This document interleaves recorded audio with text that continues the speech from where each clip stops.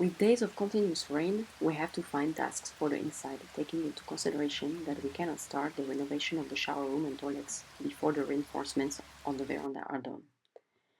Some of these tasks are the closure of some plinths and the crack we had opened further for the engineer to inspect in the guest room. We also had to create the customs declaration for vehicle, which is called the DAV in Portuguese, and file all the documentation as it's a crucial step for registering our car here. So today we finished the rendering in the guest bedroom. There was a huge crack here, which according to our engineer was not critical. Well, the crack was... You created the crack, we opened it to see if it was critical, and the engineer told us to follow up because it's a side, it's the end of our house side, so we have to check if it continues cracking at some point. So the next step is to paint and then to put the plinth at the top to finish up the ceiling. New light, and then basically the room is almost done. We also removed the plinths in the corridor. You can say you did, no? I did mix. Well, not mix. You did. It was not super needed, and these walls will be removed at some point. But the wood wasn't looking amazingly nice, so this makes it look nicer. And hopefully in July. Hopefully in July we can remove the walls.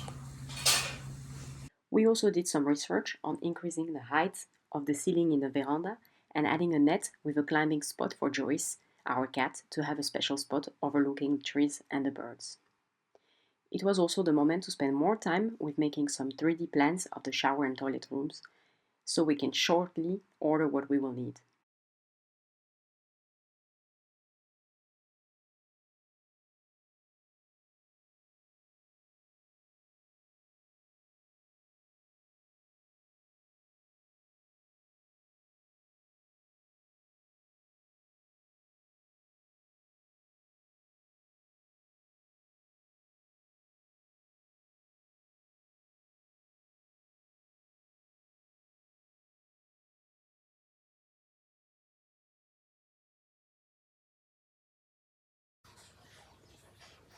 So this is the room where we want to make the shower.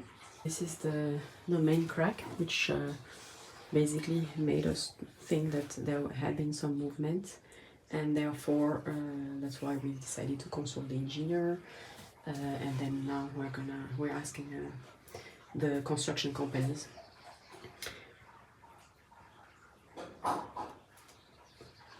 All right, I don't know if it's the best way to show you, but as you can see over here, we have an horizontal crack, also a bit over here, and the crack over there is visible from the inside, and that's where we started to have a doubt about the stability of the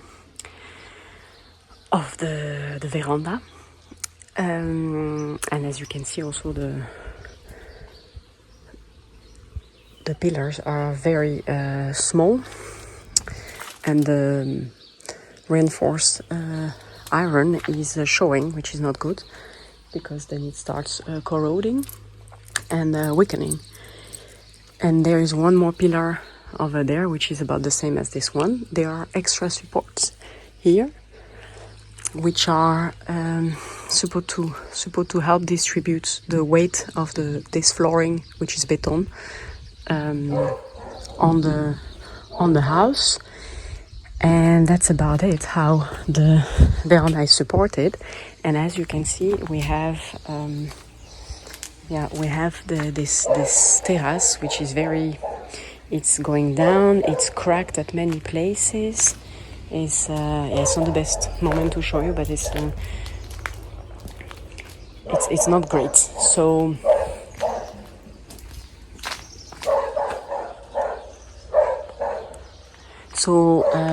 after several visits of engineers, construction companies, etc.,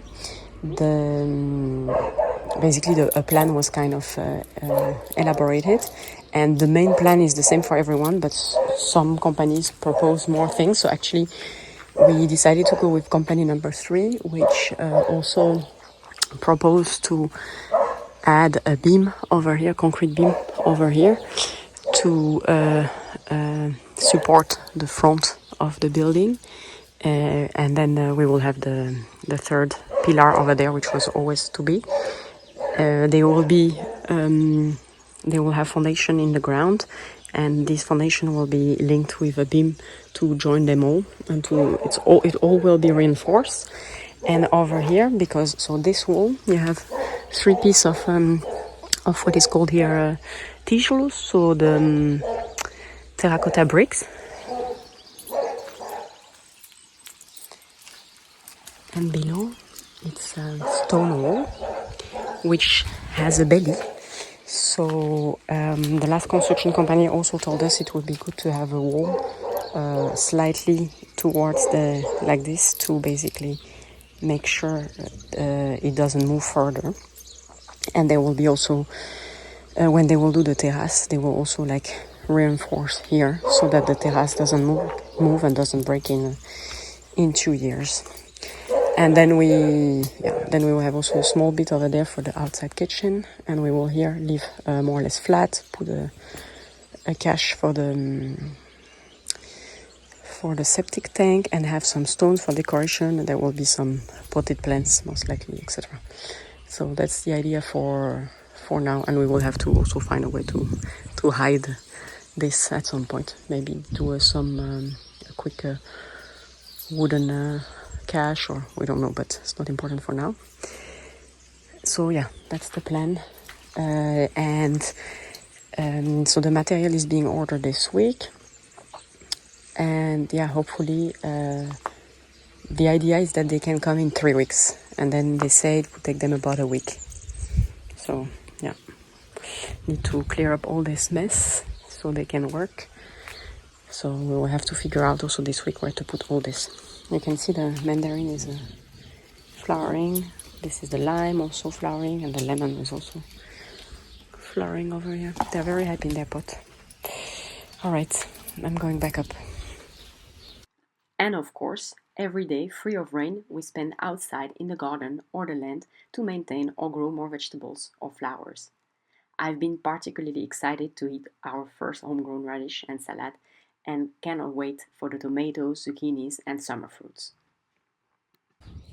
So, second large bed is finally filled. It's actually more filled because we put a lot more wood logs and olive branches, but we put less sand. It's about 100 liter less soil. You have Diva over there, Nunu over here, and here we are Martin is filling our potatoes back. So we're gonna do a test. In one, I think I'm only gonna put like 2, and maybe in the other one we put a bit more to see. I heard that if you put them too close to each other, you get potatoes, but you get smaller ones. So we're gonna see if that's correct. Normally they have to be spaced 30 centimeters away from each other.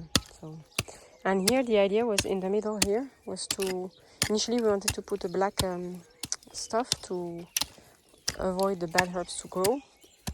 But we were thinking I was proposing maybe to plant some flowers and more onions just in between there, directly in the ground. We'll just add maybe a layer of substrate, and that's it. Finally, taking shape, I'm gonna cover it with pine chips that we have here. Alright, change of plan. We're gonna do a teepee. And on the teepee, we're gonna try to grow more sweet peas. No, more peas, green peas. Maybe more French beans. And also sweet peas. Shall we not do with 6 branches? Or we do 2? Making 2 or 3. You think it's solid enough?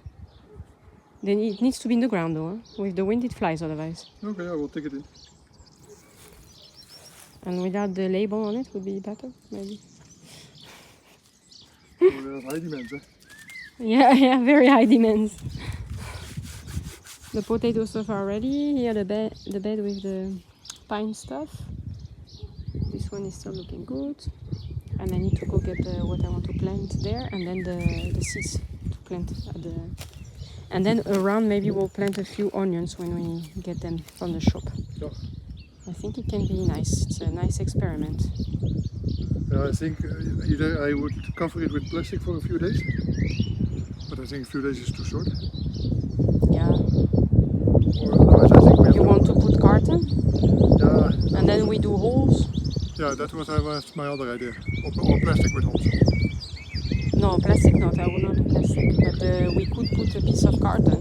Yeah. And then we do holes everywhere that we want to seed. Yeah, let's do that. It's also possible. Yeah. It's not super pretty though. Then we have to cover it with the... Oh, yeah. It won't be wet. Yeah, but still it will take time to decompose and then it looks very ugly. It's an experiment, so we can also just see how it goes. I'm also tempted to just let it how it goes, and then we just mark more or less the corners or something. Yeah. Because once it's once everything has seated, no, it was better where you had it. Mm-hmm. Then you cannot go on this side. I don't need to go on that side. Once it all sprouted, then I can cover with the pine stuff to keep humidity anyway. Yeah. Potentially. Alright, I will go get my the seeds and the stuff to plant. Well, we changed the plan. We did two teepees instead. First one with sweet peas that just are flowers that smells good. I planted 3 of my salad there. It's a test, but I don't have very high hope. Some flower seeds, also some flower seeds here, and here around on these two it's French beans, and there it's green peas. So we will see if that works, because there's a lot of the ground is very dense, very like clay-like, and also there's a lot of bad bramble roots and stuff like this. So we don't know if it's gonna work really great, but it's a test.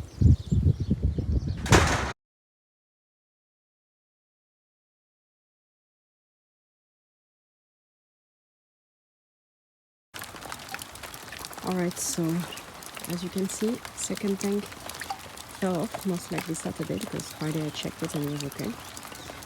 I'm emptying this tank with the plastic bottles we have to make sure that the little belly over here is not pushing too much towards the slope.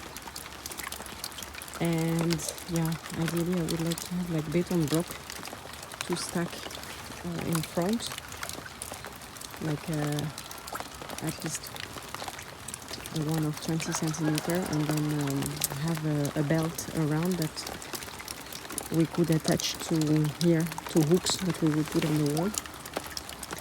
But yeah, we don't have that immediately, so that's the intermediate solution for now. And then I don't know, I want to try to, I will close the tank to see that it, I didn't want to close it before because I thought the weight of the rain would push the tank, but actually leaving it open did not help, at least for that one, which was surprised because it looked to be the one that was the most flat. And it was the least filled, but I don't know, maybe one of the, it was not, it was thin bamboo stick holding it, so maybe it was not strong enough. Right, I will continue, I still have a few bottles here. There it is, 28 bottles, I believe, put that one there. Closed, let's hope it will be fine. I will come check on it regularly. Tomorrow it's, basically today is the last day of rain, so then if there is no heavy wind or something, we should be safe. It's kind of falling a bit here, and I was trying to put it like this so it goes directly in the tank, but because it's cold here, we'll see.